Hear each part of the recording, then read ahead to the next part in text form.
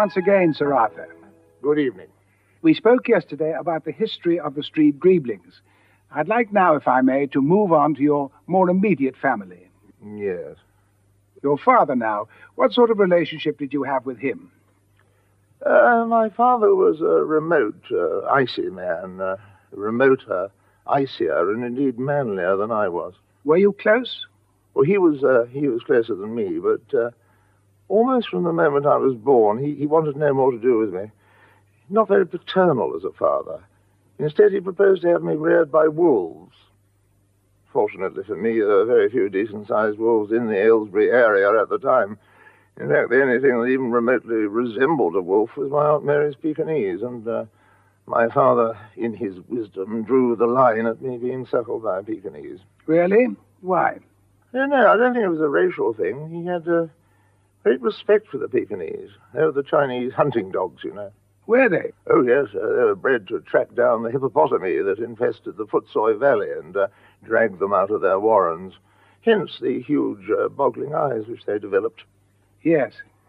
Now, a lot of people think the Pekingese developed their huge boggling eyes in order for them to be able to see in the dark down the hippopotamus warrens. But not so. No, not so at all.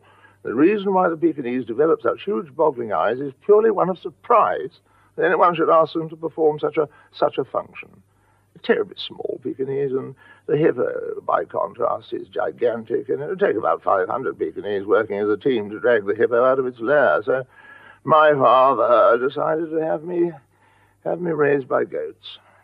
So as a child, you ran free with the goats? No, I wasn't free. Not free at all. Far from it. I was shackled to a post. My father's way of getting me to stand on my own 2 feet. 2 feet, Sir Arthur, and your second gift, 2 turtle doves. Is there a sentimental reason for that? No, I'm afraid I can't be too sentimental about a bird that attacks helpless turtles. No, I eat them without compunction. I must say they're delicious. Lovely, lovely turtly flavor.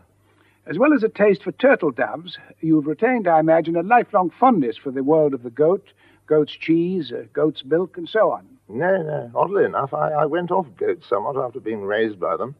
Never taken to goat's cheese. Got a few goat waistcoats, hats, shoes, underwear, things like that, but that's normal. Everybody's got those.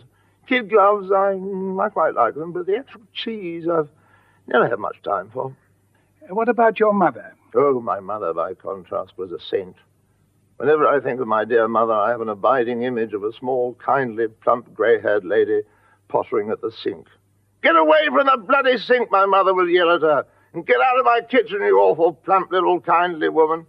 We never found out who she was. Drove us all, and I mean absolutely all of us, stark, raving mad. Are you hinting there, Sir Arthur, at your father's breakdown? Yes, indeed. One day, quite without warning, he became utterly convinced that he was a bat. Made a pathetic sight, standing there in the middle of the village green, asking the locals to throw cricket balls at him. And did they? Oh, yes, we all did. We all joined in. He was a deeply unpleasant and very unpopular man, but tough as teak. You have to give him that. He hung on in there for, about 6 hours, till about 4 o'clock. During the tea interval, they brought on the heavy roller, and that did the trick. I think he'd had a pretty good innings. Given the opportunity, Sir Arthur, is there any one thing that you wish you could say to your father now?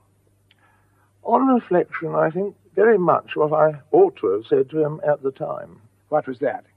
Something along the lines of, watch out, Papa, there's a heavy roller behind you.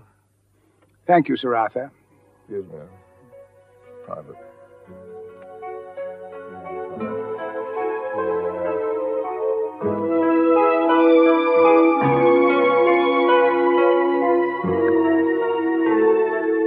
Peter Hook unveils the third element of his Life in Pieces tomorrow night at 9:30.